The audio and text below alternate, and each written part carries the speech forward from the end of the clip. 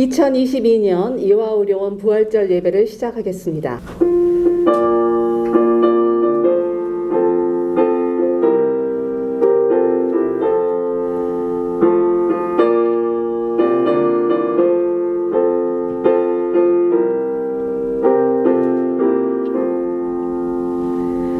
예수께서 이르시되 나는 부활이요 생명이니 나를 믿는 자는 죽어도 살겠고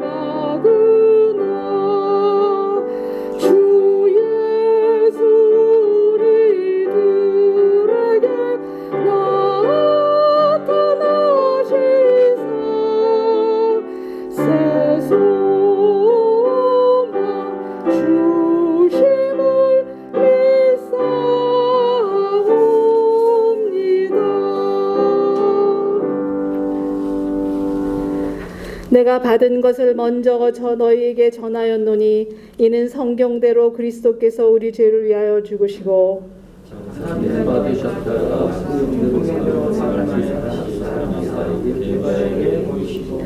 후에 12 제자에게와 그 후에 500여 형제에게 일시에 보이셨나니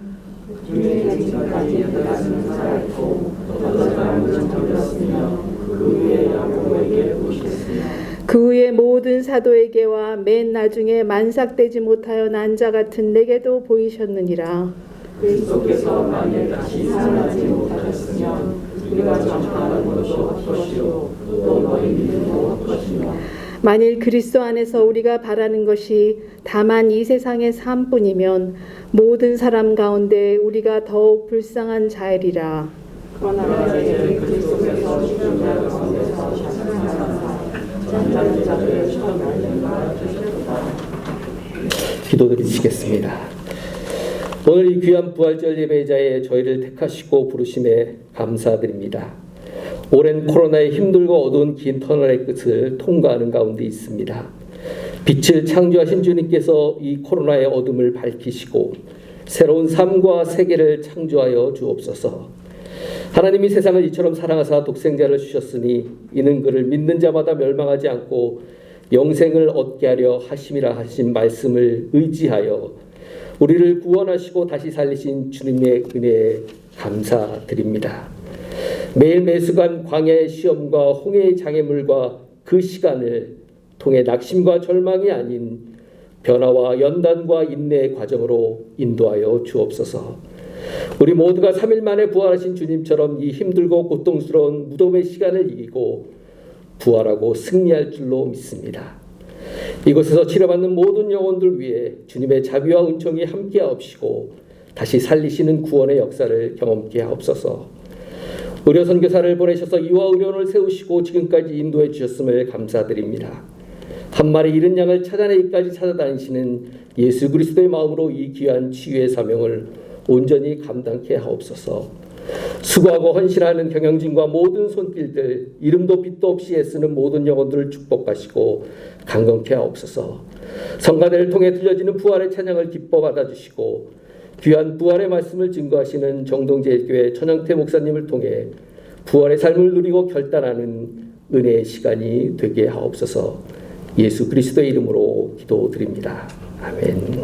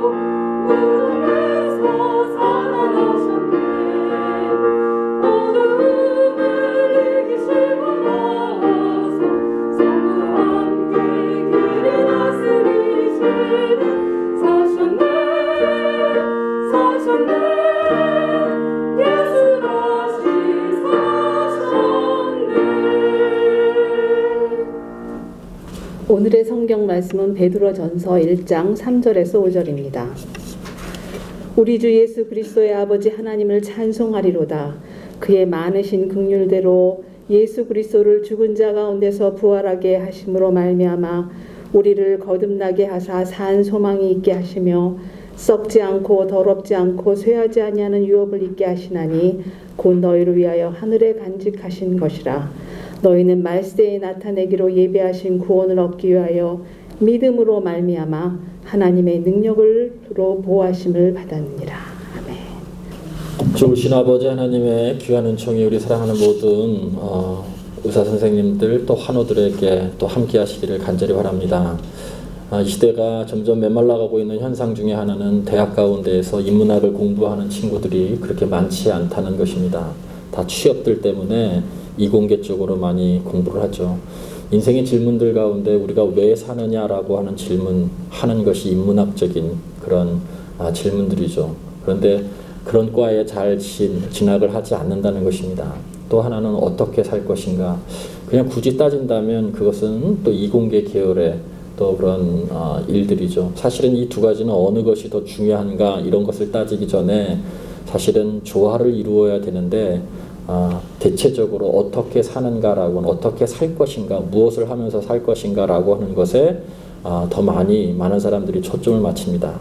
그러나 그것보다 더 깊은 질문은 왜 사는가라고 하는 것이죠. 이것이 철학적인 질문이기도 하고 실존적인 질문이기도 하고 신학적인 질문이기도 합니다. 그래서 아이들이 이런 인문학적인 소양들을 또 문과적인 소양들을 자꾸 소외시하고 그것이 진학과 이 취업과 관계가 있다 보니까 대체적으로 다들 스펙을 쌓는데 많은 시간들을 보냅니다. 대학의 시간 과정 가운데에서. 스펙이라고 하는 것은 정확하게는 그런 뜻은 아니지만 오늘날 스펙이라고 하는 뜻은 구직자가 가지고 있는 어떤 학점 또 그가 가지고 있는 학력, 자격증 따위를 통틀어서 그렇게 하는 이야기죠. 얼마 전부터 더 이상은 기업에서 이 스펙을 보지 않겠다 뭐 이런 신문 기사가 나온 지 꽤 오래됐습니다. 바라기는 진짜였으면 좋겠는데 과연 그런가라고 하는 그런 생각이 듭니다. 스펙 사실은 무시할 수 없는 것입니다. 실력도 중요한 것이죠.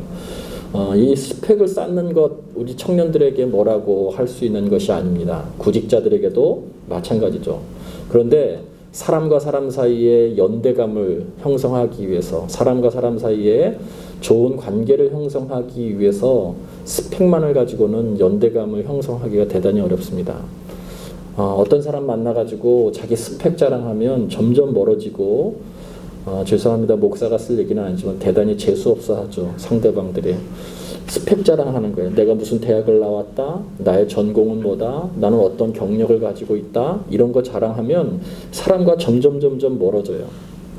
그런데 이상하게 자신의 삶의 진솔한 스토리, 자신이 고난당했었던 그런 이야기들, 어려웠었던 이야기들을 진솔하게 이야기하면 사실은 사람들은 그것 때문에 더 연대감을 가지고 가깝게 되죠. 스펙이 외형적이라고 한다면 스토리라고 하는 것은 내면적이고 그리고 또 정신적인 것이고 영혼과도 같은 것입니다. 우리가 믿고 있는 예수 그리스도의 스펙은 참으로 모자라기 이를 데 없습니다. 베들레헴 마구간에서 출생하셨고요. 선한 것이라고는 찾아볼 수 없는 촌동네인 나사렛에서 그분이 보내셨어요. 그분이 할 수 있는 경력이라고 하는 것은 대패질과 망치질이 전부예요. 그분이 가지고 있는 스펙입니다. 그런데 예수님의 스토리는 달라요. 사람 취급을 받지 못했던 세리와 창기와 소외된 사람들의 친구가 되어주셨어요. 아무도 그들을 돌보려고 하지 않았었는데 그들과 함께 친구가 되어주시고 그들의 내면을 치유해 주셨죠. 질병의 고통 중에 있는 사람들 불쌍히 여기시고 어루만져 주셨고 고쳐주셨어요. 하나님 나라의 천국 복음을 전파함으로 인해서 이 땅을 왜 살아가야 되는지 어떻게 살아가야 되는지를 전하셨어요. 그분은 또 아무 죄가 없으심에도 불구하고 우리 인류의 죄를 담당하기 위해서 십자가를 지시고 부활하셨어요. 여러분 이것을 노래하고 있는 것이 복음성가에 어렸을 때 많이 불렀었던 노래죠. 아름다운 이야기가 있네. 구세주의 사랑 이야기. 영광스러운 천국 떠난 사랑 나와 같은 죄인 구하려. 주님의 그 사랑은 놀랍네. 놀랍네. 나를 위한 것일세. 거기도 보면 이야기가 나오죠. 아름다운 이야기라고 그렇게 이야기하고 있어요. 예수님의 이야기가 아름다운 이야기라는 거예요. 저 천국 하늘 보좌를 다 버리시고 이 땅에 오셔서 죄인들, 소외된 사람들, 가난한 사람들, 이런 사람들을 치유하시고 또 그들을 돌보셨다라고 하는 것, 이것이 정말 놀라운 스토리라고 하는 거예요. 천국을 떠난 이 땅에 오신 성육신의 그런 사랑이죠. 여러분, 스펙은 사람을 밀어내지만 스토리는 사람을 끌어안을 수 있다는 것입니다. 그래서 인류의 역사는 하나님의 스토리예요. 중요한 것은 이 하나님의 스토리 안에 여기 환우들도 또 우리 의사 선생님도 교직원들도 모두가 있다는 거예요. 모든 인생이 그 하나님의 스토리 안에 있습니다. 특별히 교회라고 하는 이 공동체, 또 교회 안에서 신앙생활하고 있는 성도들, 이 모두가 하나님의 스토리 안에 있는 사람들입니다. 물론 바깥 사람들도 마찬가지죠. 신학자 하워즈라고 하는 사람은 교회란 이야기가 얽힌 공동체다, 이런 표현을 썼어요. 교회를 정의하면서 여러 가지로 설명할 수 있는데 이 하워즈는 교회란 이야기가 얽힌 공동체다라고 하는 거예요. 쉽게 설명하면 하나님의 이야기 안에 있는 삶, 그것을 가지고 있는 그런 공동체다라는 거예요. 하나님의 이야기가 우리 삶에 있는 사람들, 그 사람들이 모인 공동체라고 하는 것이죠. 스펙으로 따지자면 예수님은 세상 가운데서 실패하신 분입니다. 그러나 스토리로 따지면 이 세상에 소망을 주신 분이세요. 바로 이 부활이라고 하는 것이 바로 소망의 스토리입니다. 우리가 그리스도인으로서 스펙을 자랑할 때가 있어요. 내가 어느 교회 장로다, 내가 어느 교회 권사다, 내가 그 고단에서 무슨 일을 했다라고 하는 것을 이야기하고 자랑하는 경우들이 대단히 많습니다. 그러나 사실은 오늘 이 하워즈가 얘기하고 있는 것처럼 교회라고 하는 것은, 그 안에 신앙생활하고 있는 성도라고 하는 것은 이야기가 있어야 되는 사람들이라는 거예요. 하나님의 이야기로 얽힌 공동체, 사람들이 바로 이 성도라는 것이죠. 제가 부목사 때 우리 교회 권사님 한 분이 좀 이렇게 큰 재력은 아니지만 경제적으로 어려움이 없었던 분이세요.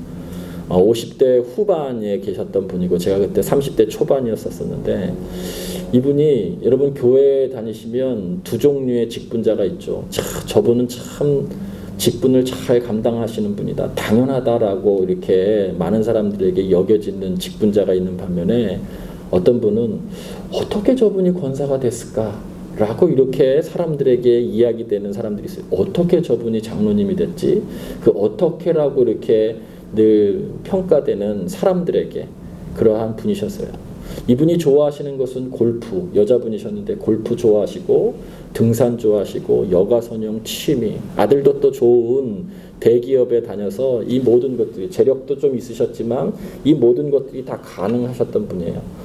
그런데 이분이 그냥 골프 치고 취미생활하고 여가생활하는 것은 개인적인 취향이기 때문에 아무 문제가 없는데, 꼭 골프를 갔다 오시거나 또 등산을 갔다 오시고 취미생활을 하고 나서 꼭 교회에 오셔서 주방에서 열심히 봉사하고 있는 분들에게 세상말로 초를 꼭 치시더라고요. 이렇게 한다고 해서 삶이 달라지지 않아. 이렇게 한다고 해서 삶이 좋아지지 않아. 운동해. 운동해야 건강한 거야. 그러면서 거기 있는 분들을 참 힘 빠지게 하는 아주 은사를 가지고 있었던 분이세요. 그런데 그렇게 열심히 운동을 하고 그렇게 열심히 취미생활을 하고 골프를 열심히 치시고 몸도 참 튼튼하시고 날씬하셨던 이 분께서 오늘날 암이 덜컹 걸리고 말았어요. 내일 수술하는 날이에요. 연락을 받고서 저희는 되게 수술하면 당일날 새벽에 가서, 제일 이른 새벽에 가서 기도해 주는데, 이제 수술 당일날 아침에 연세대 세브란스 병원에 2인실에서 머물고 계시더라고요. 그래서 2인실에 조용히 새벽에 6시 조금 넘어서 한 새벽 기도 끝나고 6시 30분 정도 돼서 그분을 뵀어요. 연락을 받고 기도를 이제 받으려고 준비하고 있는데 세수도 다 하시고 옷도 깨끗하게 입으셨어요. 근데 반대쪽에는 아직도 주무시고 계신지 이렇게 커튼을 이렇게 쳐져 있더라고요.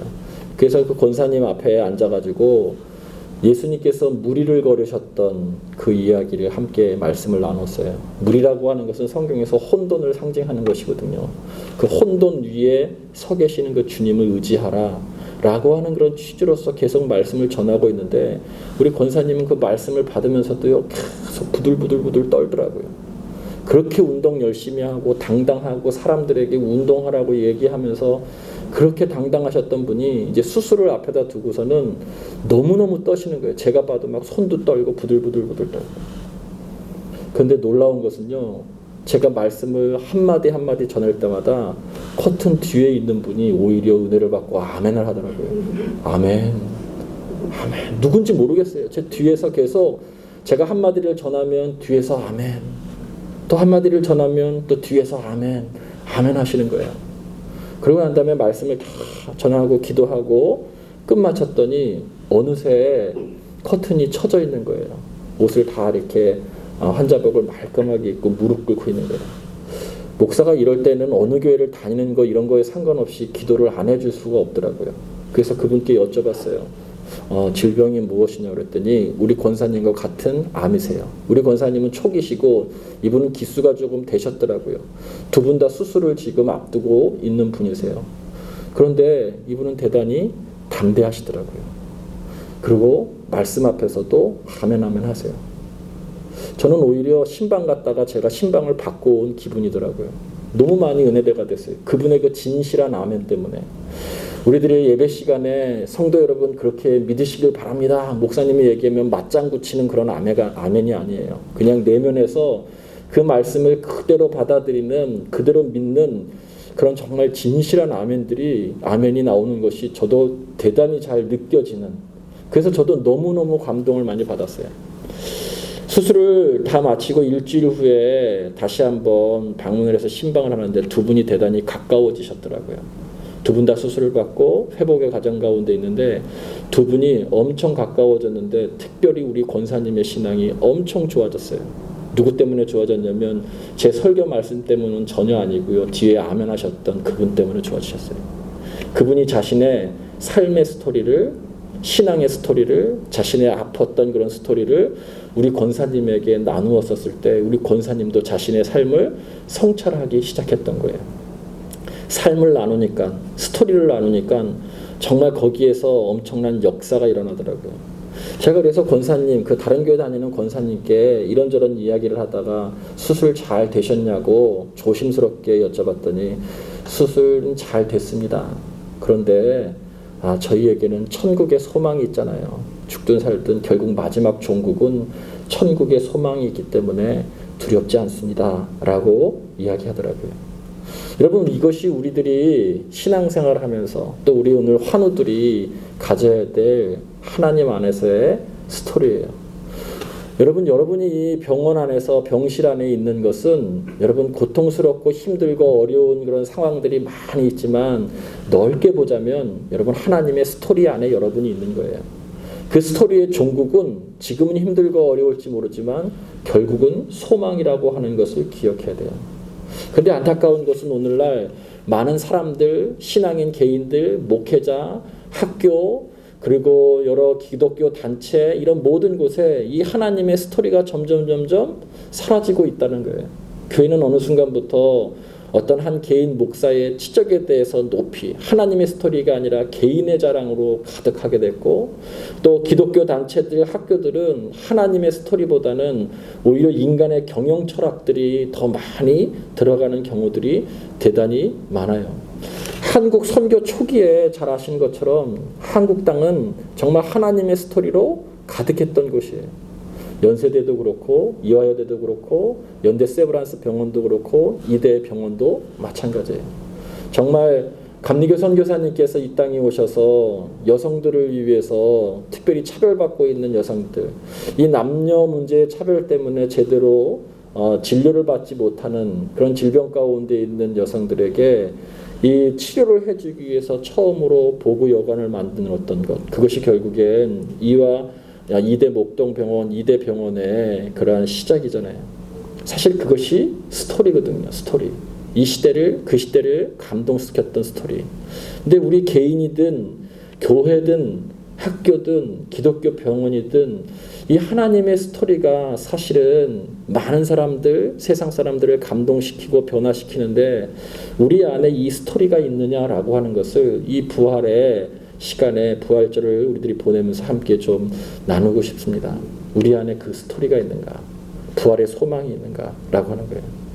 스펙, 교회도 스펙 같은 비슷한 게 있어요. 몇 명 모이는가? 결산은 얼마 하는가? 우리 교회가 무엇을 하는가라고 하는 거죠. 기업도 마찬가지고 어쩔 수 없이 병원도 그리라고 생각해요. 얼마만큼 세상 사람들에게 인기 있는 병원인가 뭐 여러 가지들 나름대로의 그런 것들이 있겠죠. 근데 사실은 하나님의 이야기가 교회 안에 있는가라고 하는 거. 하나님의 이야기가 병원 안에 있는가라고 하는 거. 그 하나님의 스토리가 본질이거든요. 사실 그것을 붙들고 있다면 역사를 주관하시는 하나님 아버지께서는 분명히 교회든 학교든 병원이든 하나님께서 붙들어 주실 거예요. 물론 실력도 있어야 됩니다. 그러나 그거보다 더 중요한 것이 영성이겠죠. 이 병원 안에 어떤 스토리가 있으면 사람들이 더 많이 찾아올 거예요. 이 병원이 시작됐을 때 그 스토리 때문에 많은 사람들이 찾아왔어요. 치료받지 못하는 여성들이 주로 많이 찾아왔었던 것이죠. 부활의 신앙이라고 하는 것은 한마디로 이야기하면 하나님의 소망의 이야기입니다. 십자가는 그냥 죽음으로 끝난 것이 아니고 다시 사는 것이죠. 하나님의 이야기는 죽음, 고통, 고난, 절망 여기에서 그냥 끝나는 것이 아니고 새로운 생명, 새삼, 거듭남, 변화 이런 것으로 다 바뀌어진 것이 부활의 신앙입니다. 그것이 바로 하나님께서 종국에 우리들에게 또 우리들의 모임 속에 주시고자 하는 스토리예요. 오늘 본문 말씀 베드로전서 1장 3절 말씀에 보면 우리 주 예수 그리스도의 아버지 하나님을 찬송하리로다. 찬송할 상황이 아니에요. 이 베드로전서가 쓰여질 당시에는 로마의 극심한 박해가 있었던 때예요. 박해가 있었음에도 불구하고 하나님 앞에 찬송했다는 것, 감사했다는 거예요. 그의 많으신 긍휼대로 예수 그리스도를 죽은 자 가운데서 부활하게 하심으로 말미암아 우리를 거듭나게 하신 산 소망이 있게 하시며 결국 부활로 통해서 그 부활의 신앙으로 통해서 그 부활하신 예수 그리스도로 통해서 결국 우리에게 산 소망이 있게 하셨다는 거예요. 여러분 이 소망의 이야기가 결국 스토리죠. 우리 병원 안에 특별히 있어야 될 것이죠. 부활의 신앙, 산 소망. 여기서 끝이 아니고 반드시 하나님께서 선한 길로 좋은 길로 인도해 주시며 질병을 낫게 해 주시며 또 천국의 소망까지 갖게 해 주시는 바로 그 산 소망이 있어야 될 현장이 바로 이 병동 병원이라고 믿습니다. 우리 함께 예배드리는 우리 의사 선생님들과 또 영상으로 예배드리는 모든 우리 환우들에게 이 베드로전서 1장 13절 우리를 거듭나게 하사 산 소망이 있게 하신 이 부활의 소망이 있기를 주님의 이름으로 간절히 축원드립니다. 한 가지 이야기를 하고 말씀을 마칠까 합니다. 실제로 있었던 일이에요. 미국의 미주리의 어느 작은 시골 마을에 교회가 있었어요. 약 한 50여 명 모이는 교회였어요. 근데 그 교회 안에 어린아이, 여자 어린아이가 있었는데 아마 초등학교 정도 되는 어린아이였었던 것 같아요. 이 많은 어른들 사이에서 어린아이가 몇 명 없기 때문에 이 여자아이가 대단히 많이 이 성도들에게 사랑을 받았어요. 아이가 말도 잘하고 노래도 잘하고 그리고 예배당에서 어른들에게 생기를 불어넣어줘서 정말 많이 성도들에게 사랑을 받았어요. 그런데 그만 이 어린아이도 암에 걸리고 말았어요. 암에 걸려서 항암 치료를 하고 머리가 빠지고 여러 가지 어려운 일이 생기니까 이 아이가 퇴원을 했음에도 불구하고 교회를 나오지 못하는 거예요. 근데 그 이유를 자세히 알아봤더니 머리가 다 빠져서 머리가 완전히 세상 표현으로 얘기하면 완전히 머리가 하나도 없는 그런 지금의 상태이기 때문에 어린아이에게 입장에서 창피해서 교회를 나오지 못하는 거예요. 그런데 어느 날 이 50여 명의 성도들이 다 미용실을 찾아간 거예요. 머리를 다 깎아달라고. 그래서 전부 다 여러분이 삭발이라고 하는 표현보다는 빡빡이라고 하는 표현이 마음에 확 닿았죠. 삭발을 다 하고 막 머리를 다 밀었어요. 미용실에서. 미용실에 있는 그 미용사가 대단히 신기하게 생각한 거예요. 아니 왜 이렇게 50여 명이 집단적으로 와가지고 머리를 다 이렇게 삭발을 하는가. 이유를 알아봤더니 그 아이 때문에 그런 거예요. 교회를 주일날 나갔는데 뒷문을 열자마자 그 앉아있는 모든 성도들이 다 그 아이처럼 머리를 빡빡으로 깎고 있는 거예요. 의사 선생님들, 환자들 감동을 주시려면 이 정도는 되셔서 이제 머리를 깎으셔야 될지도 몰라요. 저도 마찬가지고. 사실 그것이 스토리잖아요, 스토리. 그런데 그 방송했었던 그 앵커가 마지막에 이렇게 얘기해요. 나는 크리스천이 아닙니다. 그러나 언젠가 내가 교회를 나가게 된다면 이런 교회에 나가고 싶습니다. 여러분, 병원에 적용해도 그건 마찬가지죠. 앵커가 그 주일날 광경을 그대로 방영하면서 나는 크리스천이 아닙니다. 그러나 언젠가 내가 교회를 나가게 된다면 이런 교회가 뭐예요? 스토리가 있는 교회, 사람을 보듬어 안는 교회, 아픈 사람을 공감하고 보듬어 주는 교회, 치유하는 그런 교회, 그런 교회에 나가고 싶다고 해요.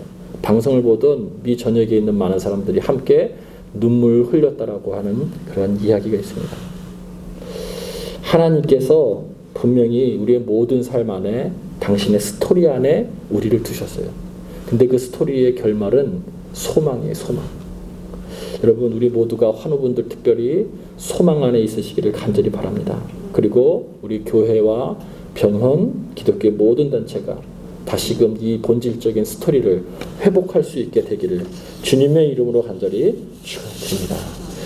고맙습니다. 이와 의료원을 위한 한마음 기도 시간입니다. 한 목소리로 함께 기도드리겠습니다.